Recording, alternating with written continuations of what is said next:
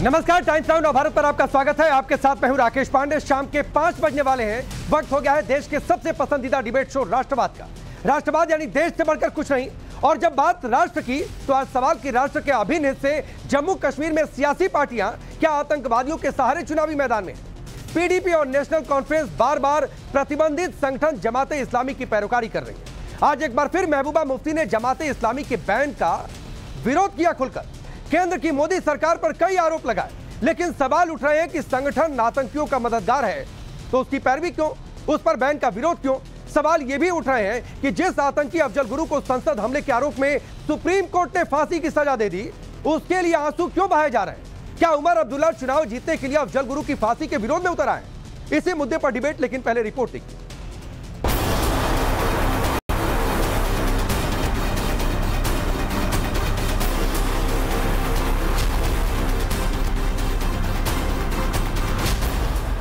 जम्मू कश्मीर में विधानसभा के पहले चरण के चुनाव में अब सिर्फ 8 दिन का वक्त बचा है, लेकिन चुनाव से पहले सत्ता पाने के लिए हर हथकंडा अपनाया जा रहा। कोई अफजल गुरु जैसे आतंकी की फांसी का विरोध जता रहा, कोई मारे गए आतंकियों के लिए आंसू बहा रहा, तो कोई बैन आतंकी संगठन की खुलेआम पैरवी कर रहा। सवाल है कि क्या जम्मू कश्मीर में सियासी पार्टियां आतंकियों के सहारे कुर्सी पाने की जुगत में जुट गई? सबसे नया बयान आया है पीडीपी प्रमुख महबूबा मुफ्ती का। महबूबा मुफ्ती खुलकर प्रतिबंधित संगठन जमात की पैरवी कर रही है। महबूबा आरोप लगा रही हैं कि जमाते इस्लामी पर बैन लगाकर जमात को तोड़ने की साजिश हो रही है।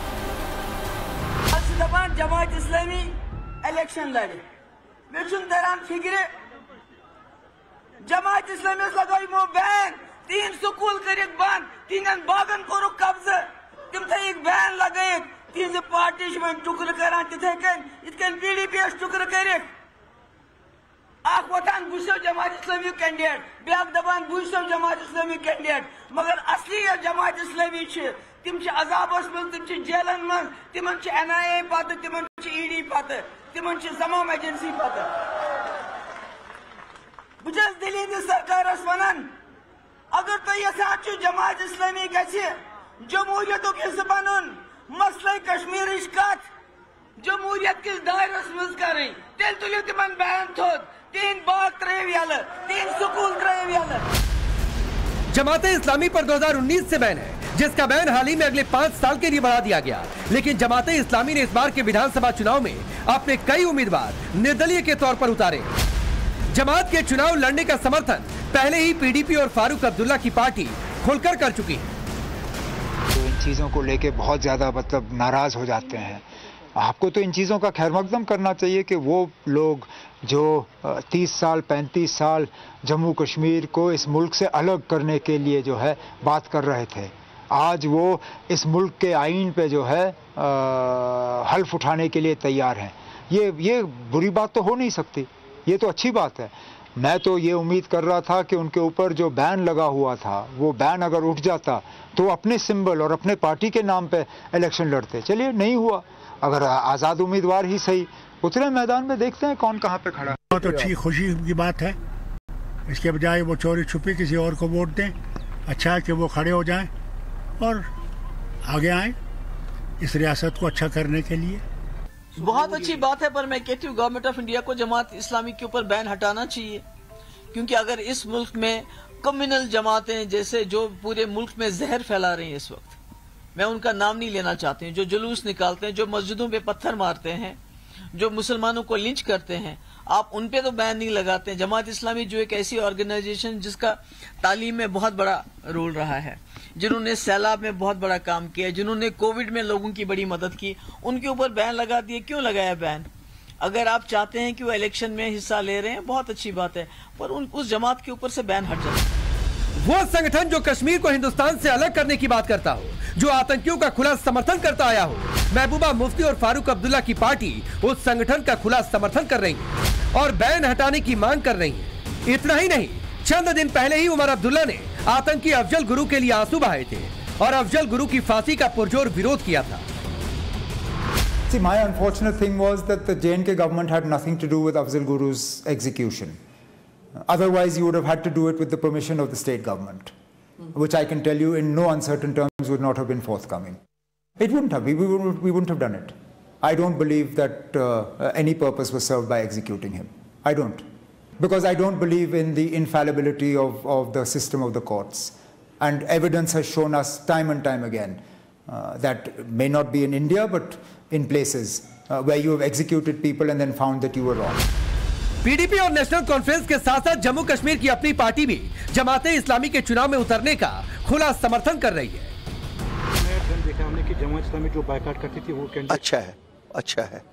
क्यों? जब तक दीन हमारे घरों में नहीं आएगा तब तक ये बिदअतें, ड्रग्स की बाकी चीजें आप खत्म नहीं कर सकते। आतंकियों से बेशुमार प्यार और पाकिस्तान से यारी की बात करने वाली इन पार्टियों पर बीजेपी हमलावर है। बीजेपी का कहना है कि कांग्रेस, पीडीपी और एनसीपी जम्मू कश्मीर को वापस फिर से पत्थरबाजी और उग्रवादियों के हवाले कर देना चाहती है।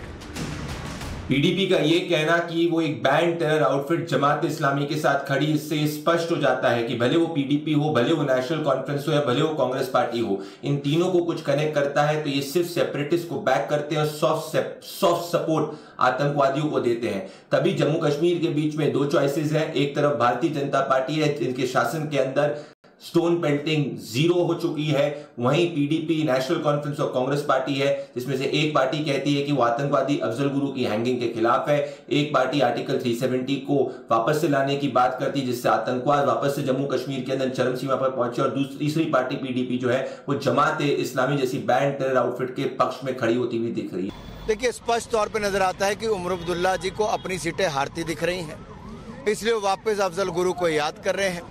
वो आतंकवादी जिसने संसद पर हमले की साजिश रची, सुप्रीम कोर्ट ने उनको फांसी की सजा दी। ऐसी कौन सी मजबूरी है कि कांग्रेस और नेशनल कॉन्फ्रेंस को अफजल गुरु को याद करना जरूरी है? स्पष्ट दिखता है कि चुनाव हार रहे हैं तो ये इस तरह के पीएसए को हटाने का काम भी बात कर रहे हैं, जिसका मतलब उपद्रवियों को छोड़ना है, दंगइयों को छोड़ना है, नशा बेचने वालों को छोड़ना है, पथराबाज करने वालों को छोड़ना है। ये स्पष्ट दिखता है कि ये जम्मू कश्मीर को वापस पिछड़ा करना चाहते हैं। एक तरफ जमाते इस्लामी को समर्थन, दूसरी तरफ अफजल गुरु की फांसी पर अफसोस। क्या ऐसा करना देश की भावनाओं से खिलवाड़ नहीं? क्या आतंकियों से प्यार जताकर इन पार्टियों को जम्मू कश्मीर में सत्ता हासिल हो जाएगी? और सबसे बड़ा सवाल कि आतंकियों से हमदर्दी और जमात जैसे संगठन की पैरवी क्या कांग्रेस को भी कबूल है? Bureau report, times now Bharat. तो आप सोचिए कि जम्मू कश्मीर में चुनाव किस पिच पर लड़ा जा रहा है? प्रतिबंधित संगठन की हिमायत करके, अफजल गुरु जो आतंकी जिसको हैंग कर दिया गया उसका समर्थन करके। आपका परिचय आज के मेहमानों से करवाता हूं। प्रदीप भंडारी भारतीय जनता पार्टी के राष्ट्रीय प्रवक्ता और नेता, मेजर गौरव आर्या हमारे साथ स्टूडियो में खासतौर पर मौजूद हैं, गौरव कपूर है नेशनल कॉन्फ्रेंस के नेता और प्रवक्ता, वकार भट्टी जम्मू कश्मीर अपनी पार्टी के, सोहित शर्मा पीडीपी पार्टी के नेता और प्रवक्ता। आप सभी का बहुत बहुत स्वागत है। सोहित, आपसे शुरू करता हूं। ये जो प्रतिबंधित संगठन है, ये जो अफजल गुरु है, इससे प्यार जताए बिना आप लोग चुनाव नहीं लड़ सकते क्या? बात ऐसी है कि मैं हैरान होता हूं कि जब से जम्मू कश्मीर भारत के साथ जुड़ा है वो तब से लेकर अब तक जम्मू कश्मीर को बदनाम करने में भारतीय जनता पार्टी ने कोई कसर नहीं छोड़ी है। हर बार जम्मू कश्मीर को टारगेट किया जाता है, हर बार जम्मू कश्मीर को देशद्रोही कहा जाता है। मुझे ये समझ नहीं आता। एक मिनट, मैं इतनी शुरुआत में नहीं टोकता हूं सोहित, लेकिन जम्मू कश्मीर को कोई बदनाम नहीं कर रहा है, तो मेरे सामने शब्दों का चयन बहुत सोच समझ कर किया करिए। जम्मू कश्मीर को कोई बदनाम नहीं कर रहा है, आप बदनाम कर रहे हैं सोहित। अगर आप जमात के समर्थन में जाकर खड़े हो जाते हैं, आप अफजल गुरु के समर्थन में जाकर खड़े हो जाते हैं, तो आप बदनाम करने का काम कर रहे हैं। अगर आप बोलते रहेंगे राकेश, नहीं, मैं बिल्कुल नहीं बोल रहा हूं, मैं सिर्फ एक टेक देना चाहता था जो मेरी लाइन है। आप बोलिए, अपनी बात पूरी करिए। देखो, बात ऐसी है, हमें इस बात को समझना होगा कि अगर आप जमात इस्लामी पे उंगली उठा रहे तो जमात इस्लामी कहां के लोग हैं? वो भी तो जम्मू कश्मीर के लोग हैं। हमें इस बात को समझना होगा। जो हालात भारतीय जनता पार्टी ने पूरे भारत में जम्मू कश्मीर को बदनाम करने में लगाया है, इसमें कोई दो राय नहीं है। हमारे पास बचा क्या था? हमारे पास एक स्टेट सब्जेक्ट था, एक लैंडस्केप एक्ट था, उसको इन्होंने खत्म करके रख दिया। ये कहां जम्मू कश्मीर की ओर लेके जा रहे हैं? आज वो हालात बन गए हैं कि जम्मू कश्मीर की रीजन पार्टियों को खत्म करने में भारतीय जनता पार्टी कोई कसर नहीं छोड़ रही है। आज भारतीय जनता पार्टी वो हालात पैदा कर रही है जिसमें इंजीनियर रशीद को आगे ला रही है, जिसमें जमात इस्लामी के जो आपने कितने लोगों को आगे लेकर आए सोहित, मैं उसकी लिस्ट दूंगा ना तो सर आप जवाब नहीं दे पाएंगे। कि आप लोगों ने सरकारी नौकरियों में कैसे कैसे लोगों को घुसा दिया जब आप लोगों की सरकार हुआ करती थी। मैं आऊंगा आपके पास प्रदीप भंडारी, मैं आऊंगा, लेकिन चूंकि बात डिफेंस से जुड़ी हुई है इसलिए मैं पहले मेजर गौरव आर्या के पास जाऊंगा। मेजर गौरव आर्या, कौन किसको बदनाम कर रहा है? जम्मू कश्मीर को ऐसे लोग बदनाम कर रहे हैं और कह रहे हैं कि जम्मू कश्मीर को यहां के लोग बदनाम कर रहे हैं। देखिए, अरे 100%। एक मिनट मैं बोल लूं, कोई राय नहीं है। शर्मा जी मैं बोल लूं कि घर चला जाऊं आपका आदेश जैसा? सर ऐसा है, जम्मू कश्मीर को कोई बदनाम नहीं कर रहा, विक्टिम कार्ड खेल रहे हैं ये लोग बैठ के पीडीपी वाले, ठीक है। दूसरी बात मैं आपको ये बताना चाहता हूं कि जम्मू कश्मीर के लिए जितना खून बहाया है भारत के हर एक स्टेट के बंदे ने, चाहे वो कश्मीर से लेकर कन्याकुमारी हो, कश्मीर के लिए खून बहाया है। तो ये कहना कि तब से बदनाम कर रहे हैं जब से कश्मीर भारत से जुड़ा है, तब तो भाजपा का नामो निशानी नहीं था। कब से बात कर रहे हैं? अक्टूबर में कबायली और पाकिस्तानी फौज घुस आई थी, मैं 1947 की बात कर रहा हूं। तो यह बात बिल्कुल झूठ है। तीसरी चीज, जमाते इस्लामी पे जो बैन लगाया है, सर मेरी बात सुन लीजिए, जमाते इस्लामी पे बिल्कुल ठीक बैन लगाया है, क्योंकि ये जिस पार्टी को रिप्रेजेंट करते हैं जमाते इस्लामी, उसका आइडियोलॉजिकल मेंटर है। मैं आपको इनके मुंह पे एक बात बोलता हूं, एक हो गई पीडीपी, एक हो गई जमाते इस्लामी, और आर्म्ड विंग जमाते इस्लामी का हो गया हिजबुल मुजाहिदीन, ठीक है। हिजबुल मुजाहिदीन मुजफ्फराबाद पाकिस्तान ऑक्यूपाइड कश्मीर से ऑपरेशनल है, और कितने लोग हैं जो जमाते इस्लामी के, they have joined Hizbul Mujahideen and back. Sir एक मिनट सर सुनिए, आप ये चूरन उसको खिलाना जो कश्मीर में जाके डल लेक में जाके बोट में बैठ के चप्पू चलाता है। गौरव आर्या ने कश्मीर और जम्मू का चप्पा चप्पा पैदल छान चुका है, और मैं जानता हूं भली भांति मैं क्या बात कर रहा हूं, मैं आपको बता सकता हूं। दूसरी चीज, आपकी पार्टी और नेशनल कॉन्फ्रेंस में दोनों को बोलूंगा, जितना आपने आतंकवाद को बढ़ावा दिया है, जितना आपने अलगाववाद को बढ़ावा दिया है, आपके वोट उससे आए हैं। सर सिंगल डिजिट वोटिंग पे आपके मुख्यमंत्री बने हैं, तो आप प्लीज सर सुनिए, ये मुझे शर्मा जी ये चूरन मेजर को मत सुनाना। मेजर बहुत घूमा है कश्मीर, और मेजर जाता रहता है कश्मीर, तो आप मुझे मत बताना। आपकी पार्टी जिन जिन कांडों में मुलव्विस है ना, आप बोलिए तो बता दूं 5 बजे की शो में आज आप लोगों ने क्या क्या करा है। आपकी महबूबा मुफ्ती ने पाकिस्तान के रैली में झंडे फहराए हैं, ठीक है। आप लोग पाकिस्तानी समर्थन करते हैं, आपकी पार्टी करती है। आप सुनिए सर, आपकी पार्टी करती है, और मैं आपको एक और बात बोलूं, आपको बुरा लगेगा शर्मा जी, मुझे नहीं पता पीडीपी जैसी कट्टर रेडिकल इस्लामिस्ट पार्टी में टिके कैसे हैं। यही आपकी मेंटालिटी है, मेरी मेंटालिटी, मैंने जितनी कश्मीर की सेवा करी है ना, जम्मू और कश्मीर की, आपकी पूरी पार्टी ने नहीं करी है। सुनिए मेरी बात, पीडीपी कितनी सेकुलर है। शर्मा जी मेरी बात सुनिए, सेक्युलरिज्म का बाजा कहीं और जाके बजाना। आप जिसको बोल रहे हो ना मेंटालिटी, उस मेजर ने हाथ में AK-47 लेकर लाइन ऑफ कंट्रोल में रक्षा करी है, भारत की भी और जम्मू कश्मीर की भी। तो ये चूरन किसी और को खिलाना, समझे? अरे सर ये सब बातें किसी और को सुनाना सर, दिल्ली में बैठे मत सुनाना। सोहेब, आप जो बात कह रहे हैं, प्रदीप भंडारी आप लोगों से चुनावी मुकाबला पीडीपी या एनसी एक ही लाइन पर करना चाहते हैं, अफजल गुरु के साथ खड़े होकर, जमात इस्लामी के साथ खड़े होकर। ऐसा नहीं कि आज पहली बार बयान है, पिछले हफ्ते भर में 10 बार ये लोग बयान दे चुके हैं जमात के पक्ष में। देखिए राकेश जी, ये तीनों के तीनों परिवार पहले 70 सालों तक जम्मू कश्मीर को चलाया करते थे, जिसमें ये सिर्फ और सिर्फ सेपरेटिस्ट और आतंकवादी को बैक करते थे।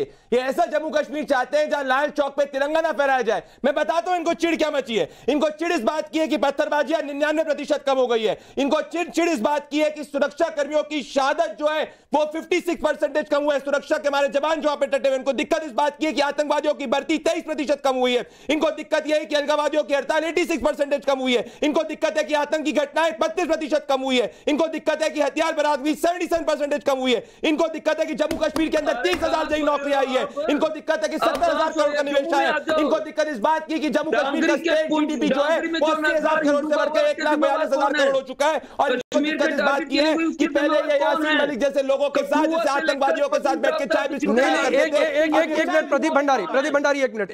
सोहित आप क्या बोल रहे हैं? नहीं सोहित आपने क्या बोला? अरे आपने क्या बोला प्रदीप भंडारी को कि जम्मू कश्मीर आ जाओ?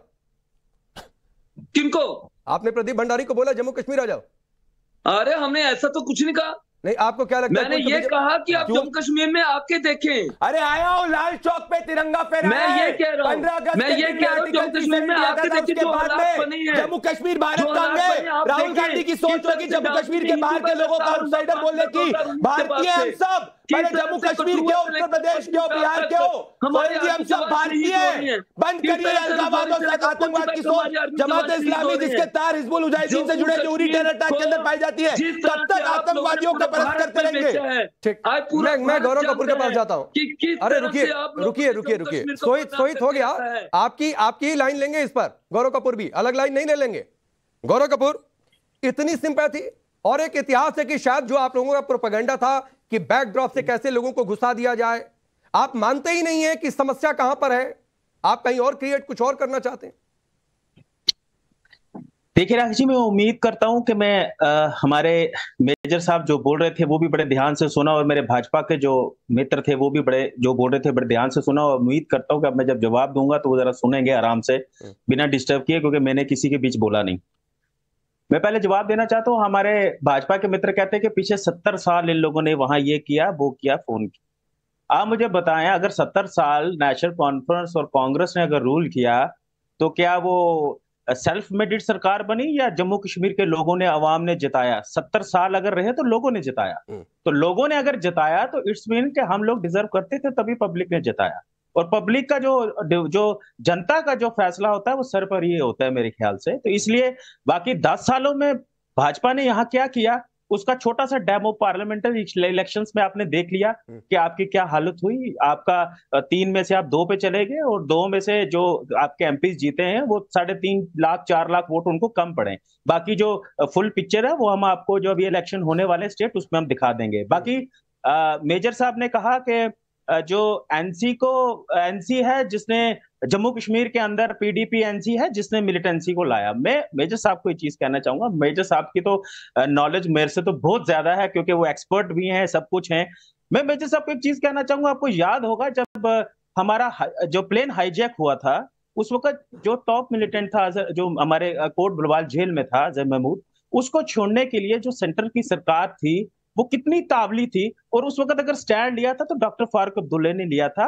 और फारूक साहब ने जब स्टैंड लिया, आपकी सेंटर ने दौलत साहब को जो चीफ थे उस वक्त आईबी के, उनको डॉक्टर फारूक साहब के घर भेजा। आपने दोनों लोगों को कोट कर दिया, गौरव कपूर, आपने दोनों लोगों को कोट कर दिया। मैं बारी बारी से दोनों लोग से रिप्लाई ले लेता हूं, फिर वकार भट्टी आपके पास आऊंगा। तो आप मुझे बताइए, ठीक है गौरव आर्या पहले आप, फिर प्रदीप भंडारिया। नहीं, आप मुझे पूरी बात खत्म करने दे कि उस वक्त उनके पांव पकड़े के फारूक साहब इनको छोड़ो। ठीक है सर, अभी कहते हैं कि मैं इस पर नहीं बोल रहा हूं, अभी मैं भी बोल दूंगा इस पर, और अभी हिस्ट्री खोलता हूं। रुक जाइए पहले गौरव आर्या। देखिए मैं ये बात बोलना चाहता हूं, अक्सर ये लोग बात करते हैं कि IC 814 की हाईजैकिंग हुई और उसके बाद सरकार ने, एनडीए सरकार ने छोड़ दिया। वो तो छोड़ना ही था भाई। महबूबा मुफ्ती की बहन को जब किडनैप कर लिया था तो कितने आतंकी छोड़े थे ये तो बताओ।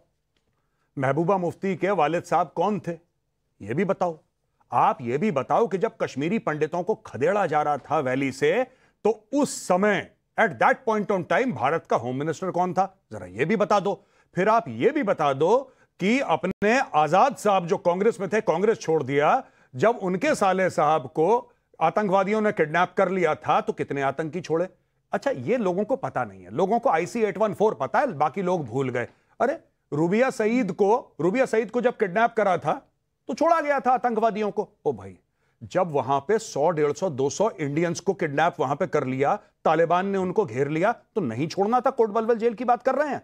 हां, हमने खामियाजा भुगता इस चीज का, बहुत चीजें गलत हुई उसके बाद, लेकिन नेताओं के लिए नहीं छोड़ा। ये वो नेता हैं जो जब इनके परिवार वाले किडनैप होते हैं तो ये नेता कहते हैं छोड़ दो सबको, छोड़ दो, हमारी बेटी किडनैप हो गई, छोड़ दो। लेकिन जब आम आदमी आता तब कहते हैं ओ IC 814 ये तो गड़बड़ हो गया। आप पूछिए, यहां पे अपने पीडीपी वाले बैठे हुए, इनसे पूछिए कि रूबिया सईद जब किडनैप हुई थी तो कितने आतंकी छोड़े थे और क्यों छोड़े थे। मत छोड़ते, ठीक है, बलि दे देते। प्रदीप भंडारी देखिए, मैं ये कहना चाहता हूं, इनको दिक्कत इसी बात की है कि आज जम्मू कश्मीर की आवाम जो है वो डेवलपमेंट को चुन रही है। आज जम्मू कश्मीर के अंदर 2 करोड़ जो है पिछले साल टूरिस्ट आए थे। ये क्या बात करेंगे लोकतंत्र की। पहला रिग्ड इलेक्शन 1987 के अंदर फारूक अब्दुल्ला और राजीव गांधी की देखरेख के अंदर हुआ था, जिसके बाद वैली के अंदर आतंकवाद का जो चरम सीमा पर 90 से पहुंचा था। ये बात करते जम्मू कश्मीर में उमर अब्दुल्ला खुद चुनाव हार गए। बताना चाहता हूं जम्मू कश्मीर का डेटा 2024 के लोकसभा चुनाव में भारतीय जनता पार्टी का वोट शेयर आया था 24.36% और नेशनल कॉन्फ्रेंस का वोट शेयर हमारे से कम आया था।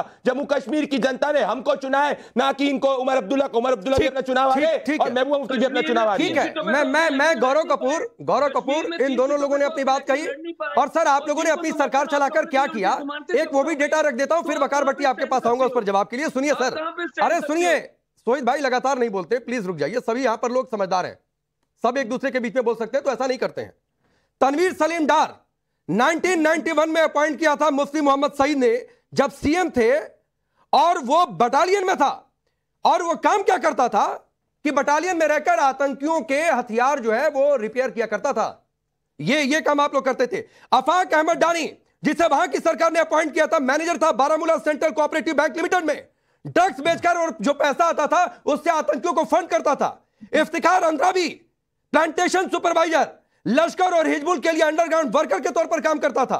इरशाद अहमद खान, अब्दुल मोमिन पीर, ऐसे कई सारे नाम हैं जिसे आप लोगों ने बैकड्रॉप से सिस्टम में घुसा दिया। और घुसाया क्यों? क्योंकि आपको पता नहीं कौन सा उसका फायदा था। वकार भट्टी, मेरा सवाल आपसे यह है, आप बुरहान वानी को आतंकी नहीं मानेंगे, आप अफजल गुरु को आतंकी नहीं मानेंगे, लेकिन आतंकी कैसे तैयार किए जाएंगे, कैसे सिस्टम में घुसा दिया जाए, उसकी पुरजोर वकालत एक तरीके से इनडायरेक्टली सही करते रहेंगे आप लोग।